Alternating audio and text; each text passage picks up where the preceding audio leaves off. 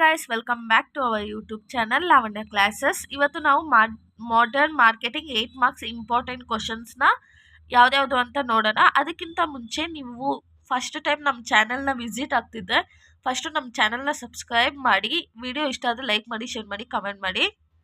ಇವತ್ತು modern marketing 8 marks important ಕ್ವಶನ್ಸ್ನ ನೋಡೋಣ.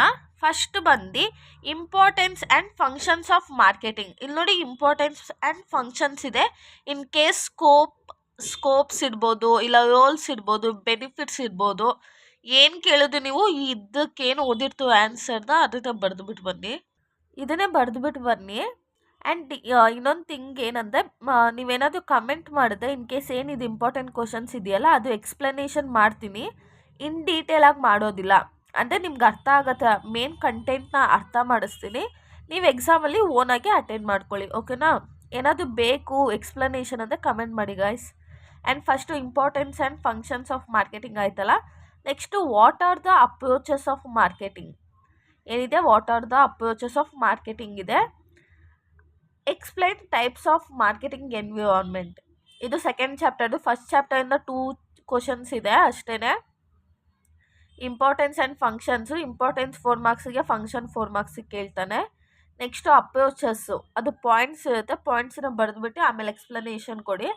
Next types of marketing environment, ಓಕೆನಾ? Next fourth marketing ethics in digital age, ಅಂದರೆ digital marketing ಅಂತಾನೆ. ಅಂದರೆ ಮಾರ್ಕೆಟಿಂಗ್ ಎಥಿಕ್ಸ್ ಇರಬೇಕು. ಮಾರ್ಕೆಟಿಂಗ್ ಎಥಿಕ್ಸು ನಾವು ಡಿಜಿಟಲ್ ಮಾರ್ಕೆಟಿಂಗ್ ಮಾಡುವಾಗ ಕೆಲವೊಂದು ಎಥಿಕ್ಸ್ ಅಂತ ಇರುತ್ತೆ, ಅದನ್ನು ನಾವು ಫಾಲೋ ಮಾಡಬೇಕು. Next what are the 4 component of marketing mix. 4 components ಅಂದರೆ 4 P's ಅಂತ ಕೇಳಿರ್ತೀವಲ್ವಾ. 4 P's ಅಂದರೆ ಪ್ಲೇಸ್, ಪ್ರಮೋಷನ್, ಪ್ರಾಡಕ್ಟ್, ಇದೆಲ್ಲ ಇರುತ್ತಲ್ಲ, ಅದನ್ನು ನೀವು ಎಕ್ಸ್ಪ್ಲೈನ್ ಮಾಡಬೇಕು. ವಿತ್ ಎಕ್ಸಾಂಪಲ್ ಎಕ್ಸ್ಪ್ಲೈನ್ ಮಾಡಿ. ನಾನು ಹೇಳೋದನ್ನು ಕೇಳಿ, ವಿತ್ ಎಕ್ಸಾಂಪಲ್ ಮಾಡಿದ್ರೆ ಪೇಜು ತುಂಬುತ್ತೆ. ಆ್ಯಂಡ್ ಈ ಹುಡುಗಂಗೇನೋ ಎಕ್ಸಾಂಪಲ್ ಎಲ್ಲ ಬರ್ತಿದ್ದಾನಂದರೆ ಈ ಕಾನ್ಸೆಪ್ಟ್ ಚೆನ್ನಾಗಿ ಅರ್ಥ ಆಗಿದೆ ಅಂತ ಮಾರ್ಕ್ಸು ಕೊಡ್ತೇವೆ, ಓಕೆನಾ? Next explain product mix, product line and product life cycle, ಓಕೆನಾ? ಇದು 3ಕ್ಕೂ ಸೇರಿಸಿ ಯಾವುದಾದ್ರು 2 ಕೇಳ್ತಾನೆ ನಿಮಗೆ. 4 ಮಾರ್ಕ್ಸಿಗೆ ಎಕ್ಸ್ಪ್ಲೈನ್ ಮಾಡಬೇಕಾಗುತ್ತೆ. Product mix, product line and product life cycle. And ನಿಮ್ಗೆ ಏನಾದರೂ ನೋಟ್ಸ್ ಬೇಕು ಅಂದರೆ ಇನ್ಸ್ಟಾಗ್ರಾಮಲ್ಲಿ ನಂಗೆ DM ಮಾಡಿ ನೋಟ್ಸ್ ಸೆಂಡ್ ಮಾಡ್ತೀನಿ. Kannada and English medium both ಇದೆ. Next discuss about product planning and new product development. ಇಲ್ಲಿ ನೋಡಿ, ಡಿಸ್ಕಸ್ ಅಬೌಟ್ ಪ್ರಾಡಕ್ಟ್ ಪ್ಲ್ಯಾನಿಂಗ್ ಅಂತೆ. ಏನು ಪ್ರಾಡಕ್ಟ್ ಪ್ಲ್ಯಾನಿಂಗ್ ಅಂದರೆ, ಈ ಪ್ರಾಡಕ್ಟ್ನ ನಾನು ಮಾರ್ಕೆಟಲ್ಲಿ ಲಾಂಚ್ ಮಾಡಬೇಕು ಅಂತ ಪ್ಲ್ಯಾನ್ ಮಾಡಿದ್ದೀನಿ ಅಂದ್ಕೊಳ್ಳಿ, ಓಕೆನಾ? ತಕ್ಷಣ ಹೋಗ್ಬಿಟ್ಟು ನಾನು ಪ್ರಾಡಕ್ಟ್ನ ಲಾಂಚ್ ಮಾಡೋದಕ್ಕಾಗುತ್ತಾ? ಇಲ್ಲ, ಪ್ರಾಡಕ್ಟ್ನ ಲಾಂಚ್ ಮಾಡೋದಕ್ಕಾಗಲ್ಲ. ಸೊ ಏನು ಮಾಡ್ತೀವಿ ನಾವು, ಮೊದಲು ಪ್ಲ್ಯಾನ್ ಮಾಡ್ತೀವಿ. ಇವಾಗ ರೈನಿ ಸೀಸನ್, ಮಳೆಗಾಲ, ಯಾವ ಪ್ರಾಡಕ್ಟನ್ನು ನಾನು ಮಾರ್ಕೆಟಿಗೆ ಬಿಡಬೇಕು, ಯಾವ ಪ್ರಾಡಕ್ಟ್ ಇದ್ದರೆ ಓಡುತ್ತೆ. ಇವಾಗ ಸಮ್ಮರ್ ಸೀಸನ್, ಇವಾಗ ಯಾವ್ಯಾವ ಪ್ರಾಡಕ್ಟ್ ಓಡುತ್ತೆ, ಯಾವ್ದ್ಯಾವ್ದು ಓಡುತ್ತೆ. ಐಸ್ ಕ್ರೀಮ್ ಎಲ್ಲ ಓಡುತ್ತೆ ಅಲ್ವಾ, ಜ್ಯೂಸ್ ಇರ್ಬೋದು, ಐಸ್ ಕ್ರೀಮ್ಸ್ ಇರ್ಬೋದು, ಇದೆಲ್ಲ ಓಡುತ್ತೆ. ಈ ಟೈಮಲ್ಲಿ ನೀವು ಬಿಸಿಲುಗಾಲದಲ್ಲಿ ನೀವು ಹೋಗ್ಬಿಟ್ಟು ಬೋಂಡಾ ಬಜ್ಜಿ ಹಾಕಿದ್ರೆ ಎಷ್ಟು ಜನ ಪರ್ಚೇಸ್ ಮಾಡ್ತಾರೆ ಅಲ್ವಾ? ಇವಾಗ ನೋಡಿ, discuss about product planning and new product development. New product development ಅಂದರೆ ಅದನ್ನೇ ಒಂದು ಹೊಸ ಪ್ರಾಡಕ್ಟ್ ನಾನು ಮಾರ್ಕೆಟಿಗೆ ತರಬೇಕು, ಲಾಂಚ್ ಮಾಡಬೇಕು ಅಂದರೆ ಡಿಮ್ಯಾಂಡ್ ಎಷ್ಟಿದೆ, ಆಲ್ರೆಡಿ ಕಾಂಪಿಟೇಟರ್ಸ್ ಎಷ್ಟು ಜನ ಇದ್ದಾರೆ, ಇದನ್ನೆಲ್ಲ ನೀವು ಬರೀಬೇಕು. Next method and factors influencing pricing. ಒಂದು ಪ್ರೈಸನ್ನು ಒಂದು ಪ್ರಾಡಕ್ಟಿಗೆ ಫಿಕ್ಸ್ ಮಾಡುವಾಗ ಯಾವ್ಯಾವ ಥರ ಮೆಥಡ್ಸ್ ಮತ್ತು ಫ್ಯಾಕ್ಟರ್ಸ್ನ ನಾವು ಫಾಲೋ ಮಾಡಬೇಕು ಅಂತ. Next introduction to online marketing environment, ಅಂದರೆ ನೀವು ಇಂಟ್ರಡಕ್ಷನ್ ಕೊಡಬೇಕು. ಆನ್ಲೈನ್ ಮಾರ್ಕೆಟಿಂಗ್ ಅಂದರೆ ಏನು, ಡಿಜಿಟಲ್ ಮಾರ್ಕೆಟಿಂಗ್, ಆನ್ಲೈನ್ ಮಾರ್ಕೆಟಿಂಗ್ ಎರಡೂ ಒಂದೇ. ಆಮೇಲೆ ಏನು, ನೀವು ಅದು ಕೊಟ್ಟಿದ್ದು ಇದು ಬಂದಿದೆ, ಇದನ್ನೆಲ್ಲ ತಲೆಗೆ ಹಾಕ್ಕೊಳಕ್ಕೆ ಹೋಗ್ಬೇಡಿ. ಏನು ಕೊಟ್ಟು ನೀವೇನು ಓದಿದ್ರು ಅದನ್ನೇ ಬರೆದ್ಬಿಟ್ಟು ಬನ್ನಿ. Next importance and benefits of omni channel marketing, ಮತ್ತು explain content marketing, story telling marketing, influencing marketing. ಇವಾಗ ಏನು ಹಂಗಂದೆ ಸ್ಟೋರಿ ಟೆಲ್ಲಿಂಗ್ ಮಾರ್ಕೆಟಿಂಗ್ ಇರ್ಬೋದು, ಕಂಟೆಂಟ್ ಮಾರ್ಕೆಟಿಂಗ್. ನೀವೆಲ್ಲ ಇನ್ಸ್ಟಾಗ್ರಾಮಲ್ಲಿ ನೋಡ್ತೀರ ಅನಿಸುತ್ತೆ, ಕಂಟೆಂಟ್ ಕ್ರಿಯೇಟರ್ಸ್ ಅಂತ ಇರ್ತಾರೆ. ಯಾಕೆ ಕಂಟೆಂಟ್ ಕ್ರಿಯೇಟರ್ಸ್ ಅಂತ ನಾವು ಅವ್ರನ್ನ ಕೂಗ್ತೀವಿ ಅಂದರೆ, ಅವರು ಕಂಟೆಂಟ್ನ ಕ್ರಿಯೇಟ್ ಮಾಡ್ತಾರೆ. ಒಂದು ಪ್ರಮೋಷನ್ ಮಾಡುವಾಗ, ಅಡ್ವರ್ಟೈಸ್ಮೆಂಟ್ ಮಾಡುವಾಗ ಇಲ್ಲಿ ನೋಡಿ ನಾನೊಂದು ಪ್ರಾಡಕ್ಟ್ನ ಲಾಂಚ್ ಮಾಡಿದ್ದೀನಿ ತೊಗೊಳ್ಳಿ ಅಂತ ಹೇಳಿದ ತಕ್ಷಣ ಜನ ತೊಗೋತಾರಾ? ಇಲ್ಲ, ಅವ್ರ ಮುಂದೆ ಮುಖಕ್ಕೆಲ್ಲ ಹಚ್ಕೊಂಡು ತಲೆಗೆಲ್ಲ ಹಚ್ಕೊಂಡು ಇಲ್ಲ ಕ್ಲಾತ್ಸ್ ಆಗಿದ್ದೆ ಹಾಕ್ಕೊಂಡು ನೋಡಿ ಚೆನ್ನಾಗಿ ಕಾಣುತ್ತೆ, ಈ ಥರ ಕಂಟೆಂಟ್ ಕ್ರಿಯೇಟ್ ಮಾಡಬೇಕು. ಮತ್ತು ಸ್ಟೋರಿ ಟೆಲ್ಲಿಂಗು, ಕತೆ ಹೊಡಿಬೇಕು ನಾವು ಆ ಪ್ರಾಡಕ್ಟ್ ಬಗ್ಗೆ.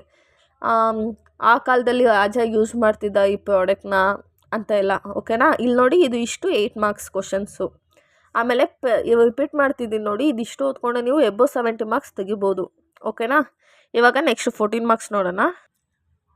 What are the classification of market? ಇದು ಕ್ಲಾಸಿಫಿಕೇಷನ್ ಆಫ್ ಮಾರ್ಕೆಟ್ ಈಸಿ ಆಗಿದೆ. ನಾನು ಆಲ್ರೆಡಿ ಫಸ್ಟ್ ಚಾಪ್ಟರ್ ಅಪ್ಲೋಡ್ ಮಾಡಿದ್ದೀನಿ, ಹೋಗ್ಬಿಟ್ಟು ಚೆಕ್ ಮಾಡಿ ವಿಡಿಯೋನ.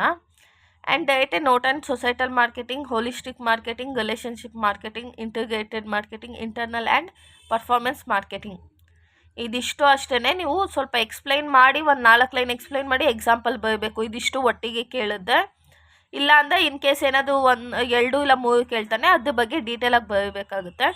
ಸೊ ನಿಮ್ಗೇನಾದರೂ ಡೀಟೇಲಾಗಿ ಗೊತ್ತಿಲ್ಲ, ಜಸ್ಟ್ ಒಂದು 4 ಲೈನಷ್ಟು ಓದ್ಕೊಂಡು ಹೋಗಿದ್ದೀನಿ ಅಂತ ಏನು ಮಾಡಿ ಅಂದರೆ, ಫಸ್ಟು ಮಾರ್ಕೆಟಿಂಗ್ ಅಂದರೆ ಏನು, ಅದ್ರಲ್ಲಿ ಟೈಪ್ಸ್ ಏನು ಬರುತ್ತೆ ಅಂತ ಅದೆಲ್ಲ ಬರೆದ್ಬಿಟ್ಟು ಲಾಸ್ಟಲ್ಲಿ ಇದನ್ನು ಅಟೆಂಡ್ ಮಾಡಿ, ಓಕೆನಾ?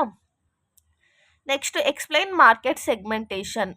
ಅಂದರೆ ಮಾರ್ಕೆಟನ್ನು ಕೆಲವೊಂದು ಭಾಗವಾಗಿ ಡಿವೈಡ್ ಮಾಡಿರ್ತಾರೆ ಒಂದು ಪ್ರಾಡಕ್ಟ್ ಲಾಂಚ್ ಮಾಡೋಕ್ಕಿಂತ ಮುಂಚೆ. ಫಾರ್ ಎಕ್ಸಾಂಪಲ್, ಒಂದು ಶೂನ ಲಾಂಚ್ ಮಾಡುವಾಗ, ಇವಾಗ ಒಂದು ಶೂನ ಎಲ್ಲ ಏಜ್ ಸೆಕ್ಟರು ಹಾಕೋಬೋದಾ? ಇವಾಗ ನಾನು ಯೂಸ್ ಮಾಡೋವಂಥ ಶೂಸು, ಸ್ಲಿಪ್ಪರ್ಸ್ ಇರ್ಬೋದು, ಅದು ಚಿಕ್ಕ ಮಗು ಯೂಸ್ ಮಾಡೋದಕ್ಕಾಗುತ್ತಾ? ಇಲ್ಲ. ಸೊ ಒಂದು 1 ಇಯರ್ ಬೇಬಿನೇ ಒಂಥರ ಯೂಸ್ ಮಾಡುತ್ತೆ, 1 to 5 ಇಯರ್ಸೇ ಒಂಥರ ಯೂಸ್ ಮಾಡ್ತಾರೆ, 5 to 10 ಒಂದು, ಆ್ಯಂಡ್ 5 to 15 ಒಂದೇ ಥರ ಅಂತ ಅಂದ್ಕೊಳ್ಳೋಣ, 15 to 20 ಒಂಥರ ಯೂಸ್ ಮಾಡ್ತೀವಿ. ಇವಾಗ ನೀವೇ ಒಂಥರ ಶೂಸ್ನ ಯೂಸ್ ಮಾಡ್ತೀರ, ಆಮೇಲೆ ನಿಮ್ಮ ಅಪ್ಪ ಅಮ್ಮನೇ ಒಂಥರದ್ದು ಸ್ಲಿಪ್ಪರ್ಸ್ ಯೂಸ್ ಮಾಡ್ತಾರೆ, ನಿಮ್ಮ ಅಜ್ಜಿನೇ ಒಂಥರ ಸ್ಲಿಪ್ಪರ್ಸ್ ಯೂಸ್ ಮಾಡ್ತಾರಲ್ವಾ?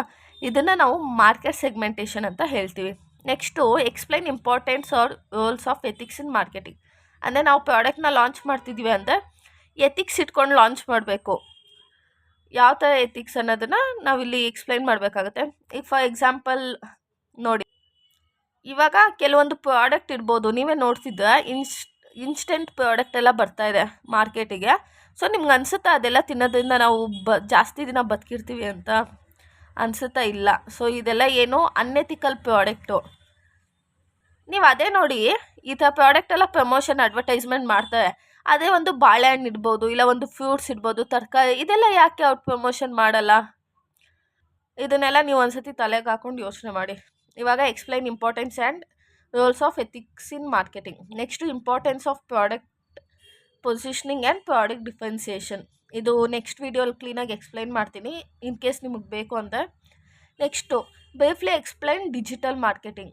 ನೋಡಿ, ಡಿಜಿಟಲ್ ಮಾರ್ಕೆಟಿಂಗ್ ಅಂತೂ ಯಾವನಾದರೂ ಬಿಟ್ಟು ಬಂದಂತೂ ವೇಸ್ಟ್ ಅಂತಲೇ ಅರ್ಥ. ಯಾಕಂದರೆ ಇವಾಗೆಲ್ಲ ನೀವೇ ನೋಡ್ತಿದ್ದೆ ಅನಿಸುತ್ತೆ, ಯೂಟ್ಯೂಬಲ್ಲಿ ಇರ್ಬೋದು, ಇನ್ಸ್ಟಾಗ್ರಾಮಲ್ಲಿ ಇರ್ಬೋದು, ಎಷ್ಟು ಪ್ರಮೋಷನ್ ಮಾಡ್ತಾರಲ್ವಾ?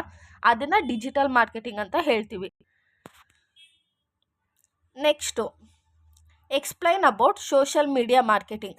ಸೋಷಲ್ ಮೀಡಿಯಾ ಮಾರ್ಕೆಟಿಂಗ್ ಅಂದು ಒಂದೇ, ಡಿಜಿಟಲ್ ಮಾರ್ಕೆಟಿಂಗ್ ಅಂದು ಒಂದೇ.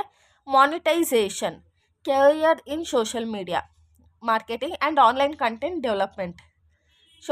ಮಾನಿಟೈಸೇಷನ್ ಅಂತ ಏನು? ಮಾನಿಟೈಸೇಷನ್ ಅಂದರೆ ಇವಾಗ ಏನು ಪ್ರಮೋಷನ್ ಮಾಡ್ತಾರೋ ಅವಾಗ ಪ್ರಮೋಷನ್ ಮಾಡ್ತಾರಲ್ವ, ಸೊ ಅವಾಗ ಅವ್ರಿಗೆ ಇನ್ಸ್ಟಾಗ್ರಾಮಿಂದ ದುಡ್ಡು ಸಿಗುತ್ತೆ, ಯೂಟ್ಯೂಬಲ್ಲಿ ಪ್ರಮೋಷನ್ ಮಾಡಿದ್ರೆ ದುಡ್ಡು ಬರುತ್ತೆ. ಇದನ್ನು ಏನಂತೀವಿ ನಾವು? ಮಾನಿಟೈಸೇಷನ್ ಅಂತ ಹೇಳ್ತೀವಿ. ಆಮೇಲೆ ಲಾಸ್ಟ್ ಕ್ವಶನು, ಇದೆಲ್ಲ voice search, smart speaker marketing, ಇದಿಷ್ಟು ನಿಮ್ಗೆ ಒಟ್ಟಿಗೆ ಕೊಟ್ಟರೆ 2 ಮಾರ್ಕ್ಸ್ 3 ಮಾರ್ಕ್ಸ್ ಕೊಡ್ತಾನೆ. ಇಲ್ಲಾಂದರೆ ಯಾವುದಾದ್ರೂ ಒಂದನ್ನು ಬ್ರೀಫಾಗಿ ಎಕ್ಸ್ಪ್ಲೈನ್ ಮಾಡಬೇಕಾಗುತ್ತೆ. ಮತ್ತೇನು ಗೊತ್ತಾ, ಇದು ತುಂಬ ಈಸಿ ಸಬ್ಜೆಕ್ಟು. ನೀವು ಅಷ್ಟೊಂದು ತಲೆ ಕೆಡ್ಸ್ಕೊಂಡು ಓದೋವಂಥದ್ದು ಏನೂ ಇಲ್ಲ. ಯಾಕಂದರೆ ಓನಾಗಿ ಜಸ್ಟು ನೀವು ನೋಡ್ಕೊಂಡು ಹೋಗಿ ಓನಾಗಿ ಬರೆದು ಪಾಸ್ ಆಗ್ಬೋದು. ತುಂಬ ತಲೆ ಕೆಡ್ಸ್ಕೊಳಕ್ಕೆ ಹೋಗ್ಬೇಡಿ. ಆ್ಯಂಡ್ ಬಿಸ್ನೆಸ್ ಕ್ವಾಂಟಿಟೇಟಿವ್ ಅನಾಲಿಸಿಸ್, ಅದು ಎಲ್ಲ ಚಾಪ್ಟರ್ದು ಕ್ವಶನ್ಸ್ನೆಲ್ಲ ಎಲ್ಲ ಅಪ್ಲೋಡ್ ಮಾಡಿದ್ದೀವಿ. ಆ್ಯಂಡ್ ಕ್ವಶನ್ ಬ್ಯಾಂಕು ಯೂನಿವರ್ಸಿಟಿಯಿಂದನೇ ಕೊಟ್ಟಿರೋದು. ಆಲ್ರೆಡಿ ಅಪ್ಲೋಡ್ ಮಾಡಿದ್ದೀನಿ ಕ್ವಶನ್ ಬ್ಯಾಂಕನ್ನು, ಅದನ್ನು ಸಾಲ್ವ್ ಮಾಡ್ಕೊಳ್ಳಿ, ಇಲ್ಲಾಂದರೆ DM ಮಾಡಿ. Thank you so much guys for watching our videos.